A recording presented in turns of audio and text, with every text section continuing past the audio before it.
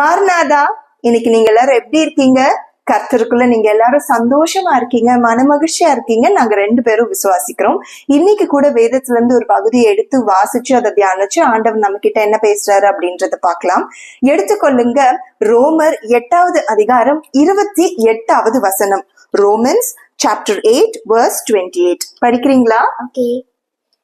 And we know that God causes all things to work together for good to those who love God, to those who are called according to His purpose.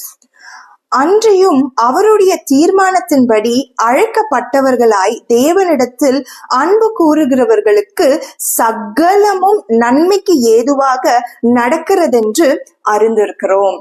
எவ்வளவு அற்புதமான வசனம் இல்லையா? தேவனை நம்புகிற அனைவருக்குமே தேவன் செய்கிற எல்லா காரியமுமே நன்மைக்கு ஏதுவாகத்தான் நடக்குமாமா. இப்போ நம்ம யோசிப்போம் இல்லையா, என்னடா இது வசனம் ஒரு மாதிரி இருக்கிறது, ஆனா என் வாழ்க்கையில நடக்கிற காரியம் எல்லாமே தீமையாக தானே நடந்துட்டு இருக்கு. ஏதாவது ஒரு காரியம் நன்மையாக இருக்குமா? ஏதாவது ஒரு காரியம் என் வாழ்க்கையில நல்லதாக மாறுமான்னு நான் எதிர்பார்க்க எனக்கு ஏமாற்றங்கள் தானே அதிகமாக இருக்கிறதுன்னு நம்ம எல்லாருமே இந்த வசனத்தை விசுவாசிக்க ஒரு நிமிஷம் தடுமாறுவோம். ஆனா தேவன் இன்றைய தினம் நமக்கு வாக்காக கொடுக்கிற வசனம் என்ன தெரியுமா? தேவன் நம்முடைய வாழ்க்கையில செய்கிற அனைத்து காரியங்களுமே நன்மைக்கு ஏதுவான காரியங்கள் மாத்திரம்தான். அது இம்மையில நமக்கு தீமையாக தெரிந்தாலும் கூட தேவன் அதை நன்மையாக மாற்ற வல்லவராக இருக்கிறார். இந்த காரியத்தை குறித்து தியானிக்கும் பொழுது தேவன் சமீப காலமாக இந்த வார்த்தையை குறித்து அநேக பேரிடத்துல உறுதிப்படுத்தி காட்டினாங்க. அப்படின்னால இந்த வசனத்தை தியானிக்கும் பொழுது தேவன் ஒரு மிகப்பெரிய ஒரு சாட்சியின் மூலியமாக இதை உறுதிப்படுத்தி காட்டினாரு. என்னன்னா, நான் ஒரு சாட்சியை கேட்டுக்கொண்டிருந்தேன். அவரு மிக பிரபலமான ஒரு பெரிய வெளிநாட்டை சேர்ந்த ஒரு மனிதராக இருந்தார். அந்த பாஸ்டர் ஒரு பெரிய ஊழியக்காரங்க, நல்ல ஊழியத்துல ரொம்ப பெரிய வெற்றி பெற்றவர்களாக இருந்தாங்க. அநேக அற்புதமான காரியங்கள், அநேக மகிமையான காரியங்களை தேவன் அவர் மூலியமாக செய்திருக்கிறார். அப்படிப்பட்ட ஒரு பாஸ்டர் ஒருத்தவங்களுடைய ஒரு மகளுடைய சாட்சியை பகிர்ந்து கொண்டிருந்தார். அப்படி என்ன ஒரு சாட்சி என்றால், ஒரு மகள் இருந்தார்களாம். அவர்கள் சிறு வயதிலேயே ஒரு மிகப்பெரிய கொடுமையான காரியம் அவர்களுடைய வாழ்க்கையில நடந்தது. அவர்கள் ஒரு ரேப் விக்டமாக மாறிவிட்டார்கள். அதன் நிமித்தமாக அந்த மகள் சின்ன வயசுல என்ன பண்ணிட்டாங்களா, கர்ப்பம் தரித்துட்டாங்களாம். ஒரு தப்பான காரியம் தன்னுடைய வாழ்க்கையில நடந்தது. அப்படி இருந்தாலும் கூட அந்த மகள் என்ன பண்ணாங்களா, ஒரு விசுவாசத்தை விட்டு விடாமல் உறுதியாக பற்றி கொண்டிருந்தார்கள் தேவனை. சிறு வயது முதல் கொண்டு தேவனை உறுதியாக பற்றி கொண்டிருந்தார்களாம். அப்படி தேவன் மேல நம்பிக்கையா இருந்த ஒரு மகளுக்கு இந்த மாதிரியான ஒரு பரிதாப நிலை ஏற்பட்டுச்சு. அதன் நிமித்தமாக, அந்த காரியத்தை நிமித்தமாக அவர்கள் கர்ப்பம் தரித்தார்கள். சிறு வயதிலேயே கர்ப்பம் தரித்தாங்க. அப்ப அவர்களுடைய பெற்றோர்கள், அவர்களுடைய நண்பர்கள்லாம் என்ன சொன்னாங்கன்னா, இந்த கர்ப்பம் உனக்கு வேண்டாம், இதை நீ அபார்ட் பண்ணிடு, இந்த கருவை நீ கலைச்சிடு. ஏன்னா இது உன்னுடைய வாழ்க்கையில எதிர்பார்க்க முடியாத ஒரு கொடுமையான காரியம் உன் வாழ்க்கையில நடந்துருச்சு. அதனால நீ என்ன பண்ணிடு, அந்த கருவை கலைச்சிரு அப்படின்னு சொல்லிட்டு எல்லாருமே அந்த மகளுக்கு அட்வைஸ் பண்ணாங்களா. ஆனா அந்த மகள் என்ன பண்ணாங்களாம் தெரியுமா? என் வாழ்க்கையில இந்த மாதிரியான ஒரு மோசமான காரியம் நடந்திருந்தாலும் பரவாயில்லை, நான் தேவனுக்காக இந்த பிள்ளையை வளர்ப்பேன் என்று உறுதியாக இருந்தார்களாம். அதன் நிமித்தமாக அவர்கள் அந்த 10 மாசம் அந்த குழந்தைய பெற்று நல்லபடியாக வளர்த்து அழகா பெற செய்கிறார்கள். ஆண்டவர் அவர்களோடு கூட இருந்ததுனால நல்ல ஒரு ஆண் பிள்ளை அந்த மகளுக்கு பிறக்கிறது. சின்ன வயசுல இருந்து தேவனுடைய காரியங்கள், தேவனுடைய அற்புதங்கள், தேவனுடைய மகத்துவத்தை அந்த தாயார் என்ன பண்றாங்களா, அந்த குழந்தைக்கு கற்றுக் கொடுத்துட்டே இருக்காங்களா. அப்படி கற்றுக் கொடுத்துக்கிட்டே இருக்கும் பொழுது அந்த மகன் வளர்ந்து பெரியவனாகி ஒரு பெரிய பாஸ்டரா மாறினாங்களாம். அந்த பாஸ்டர் வேற யாரும் இல்ல, அந்த சாட்சியை சொல்லி கொண்டிருந்த, அந்த மகத்துவமான காரியங்களை செய்து கொண்டிருந்த அதே பாஸ்டர் தான் அந்த பாஸ்டர், அந்த மகன், அந்த பிள்ளையாம். அப்போ அந்த பாஸ்டர் இவ்விதமாக அந்த சாட்சியை சொல்லி முடிச்சாங்க.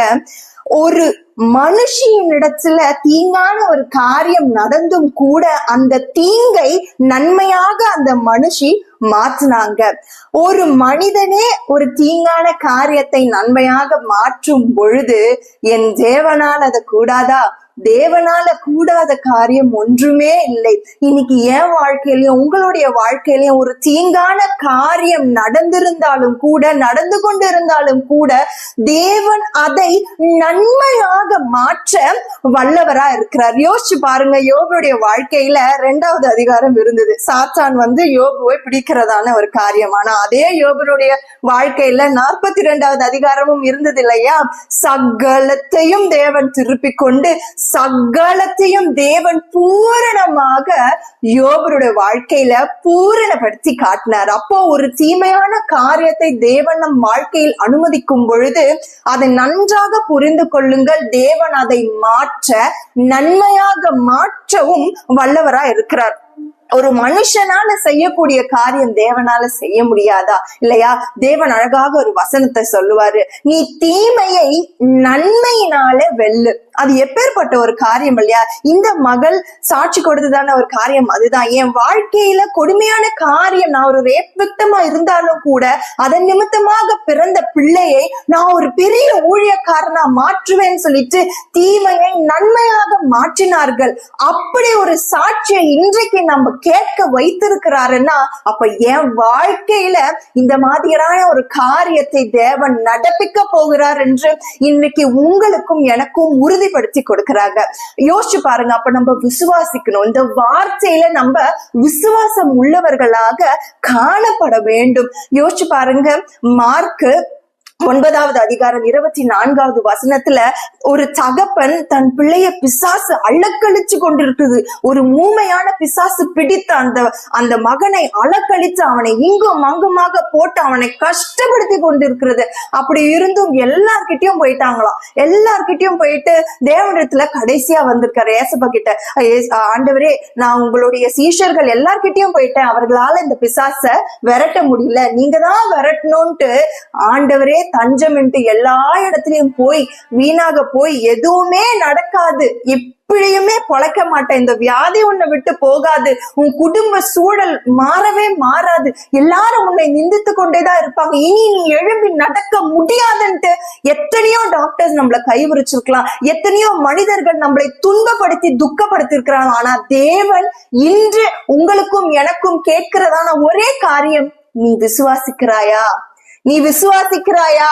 நீ விசுவாசித்தால் தேவனால் எல்லாம் கூடும் சொல்லியிருக்கிறார். அந்த மனுஷன்ட்ட தேவன் கேட்பாரு, நீ விசுவாசிக்கிறியான்னு தேவன் கேட்கும் பொழுது அந்த மனுஷன் சொல்லுவாரு, ஆமா ஆண்டவரே, நான் விசுவாசிக்கிறேன், ஆனாலும் என்னுடைய விசுவாசம் ஒழிந்து போகாதபடிக்கு அப்படின்னு சொல்லி ஆண்டவர் சொல்வார். என்கிட்ட விசுவாசம் இருக்குது ஆண்டவரே, இந்த காரியத்தை நீர் நிச்சயமா செய்வீரு அப்படின்ற ஒரு நம்பிக்கை இருக்குது. ஆனா நடக்கிற காரியங்கள் ஒன்றுமே அது மாதிரி தோணலையேன்னு சொல்லிட்டு விசுவாசம் இருந்தும் கூட நம்பிக்கை இழந்த நிலைமையில நம்ம இருக்கும் பொழுது ஆண்டவர் கேட்கிறதான ஒரே காரியம், எனக்கு சித்தம் உண்டு, ஆனா நீ விசுவாசிக்கிறாயா அப்படின்னு சொல்லிட்டு ஆண்டவர் கேட்கிறார். நான் செய்ய வல்லவரா இருக்கிறேன், நான் செய்ய ரெடியா இருக்கிறேன், ஆனா நீ என்ன நம்புறியா? நீ என்ன விசுவாசிக்கிறியான்னு ஆண்டவர் கேட்கிறதான காரியம். ஆண்டவரிடத்துல ஜெபிக்கணும். ஆண்டவரே, இந்த விசுவாசம் ஒழிந்து போகாதபடிக்கு ஆண்டவரே நீர் எங்களை பலப்படுத்துங்க ஆண்டவரே. ஆண்டவரே, எத்தனையோ பேர் முடியாதுன்னு சொல்லிட்டாங்க ஆண்டவரே, எத்தனையோ பேர் என் வாழ்க்கை அப்படியே கெட்டு போயிரும், இப்படியே தான் என் வாழ்க்கை இருக்கும்னு சொல்லிட்டு எத்தனையோ பேர் சொல்லிட்டாங்க ஆண்டவரே, ஆனா நான் உண்மை விசுவாசிக்கிறேன் ஆண்டவரேன்னு ஒரு வார்த்தை சொல்லி பாருங்க. தீமையான காரியங்கள் யாவும் நன்மையாக தேவன் மாற்ற வல்லவரா இருக்கிறார். இந்த நிமிஷத்துல தேவனை உறுதியாய் பற்றி கொள்ளலாமா? நம்ம எல்லாரும் விசுவாசத்தோட தேவனை உறுதியாய் பற்றி கொள்ளலாமா? ஆண்டவரிடத்துல சொல்லலாமா, ஆண்டவரே, கடுகளவு விசுவாசம் இருக்கிறது ஆண்டவரே, என்னால நிச்சயமா உண்மை விசுவாசிக்க முடியும் ஆண்டவரே, நான் ஜெபிக்கிறேன் ஆண்டவரே, என் விசுவாசம் ஒழிந்து போகாதபடி காத்துக்கொள்ளுங்க ஆண்டவரேன்னு சொல்லிட்டு அவரிடத்துல நான் சரணடையும் பொழுது தேவன் உதவ வல்லவரா இருக்கிறார். தேவன் நிச்சயமாய் உதவுவார். அந்த இடத்துல நீங்க பாத்தீங்கன்னா பிசாசை விரட்டும் பொழுது அந்த பிள்ளை செத்தவன் போல கீழே விழுந்தானா. எல்லாரும் சொல்லுவாங்க அந்த பிள்ளை செத்து போயிட்டான்னு நினைப்பாங்க. ஆனா மறுபடியுமாக அந்த பிள்ளை எழும்பி நிற்கும் பாருங்க. தேவன் கரத்தை பிடிச்சு அந்த பிள்ளைய தூக்குவாரு பாருங்க. அப்போ எல்லார் கண்களுக்கும் நம்ம சாட்சியா இருப்போங்க. விசுவாசத்துல குறைந்தவர்கள் தான், ஆனா தேவன் நம்மளை பூரணப்படுத்துகிறதான தேவன். நிச்சயமாக நமக்கு நன்மையான காரியங்களை செய்கிறதான தேவன். அதனால தேவனை உறுதியாய் பற்றி கொண்டு இந்த விசுவாசத்தை நம்ம காத்து கொள்வோமாக. ஜெபம் பண்ணிடலாமா?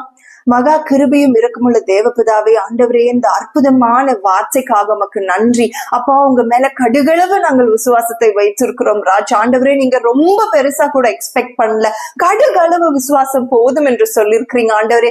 எத்தனையோ தடவை ஆண்டவரே உங்களை நிந்தித்திருக்கிறோம், நீங்க வேண்டான்னு நாங்க தூக்கி எறிஞ்சிருக்கோம். ஆனாலும் கூட எங்களை ஜீவனோடு கூட காத்து கொண்டிருக்கிறீங்க. எங்க மேல உங்க அளவில்லாத கிருபையை வைத்திருக்கிறீங்க. விசுவாசத்தின்படி மீண்டுமாக உங்களை நீங்க நம்ப வச்சிருக்கிறீங்க ஆண்டவரே. அதுக்காக உமக்கு நன்றி ஆண்டவரே. நாங்கள் அற்பமான மண்ணுதான் ஆண்டவரே, ஆனா எங்களை நீங்க அழகான ஒரு பாண்டமாய் நீங்கள் மாற்றுகிறதுக்காக உமக்கு நன்றி ஆண்டவரே. இந்த நாளில தீமைக்கு இருக்கிற எல்லா காரியத்தையும் நீர் நன்மையாக மாற்றினதற்காக உமக்கு நன்றி ஆண்டவரே. நாங்கள் விசுவாசிக்கிறோம், அதை சுதந்திரித்துக் கொள்ளுகிறோம் என்று கர்த்தாவே நம்பிக்கையோட கர்த்தாவே நாங்கள் இருக்கிறோம். நீர் கிரியை செய்யுங்க. மீட்பர் இயேசு கிறிஸ்துவின் நாமத்தினால என் ஜெபத்தை கேட்டருளுங்க என் ஜீவனுள்ள நல்ல பிதாவே. ஆமென். மார்னாதா. Amen. Manada.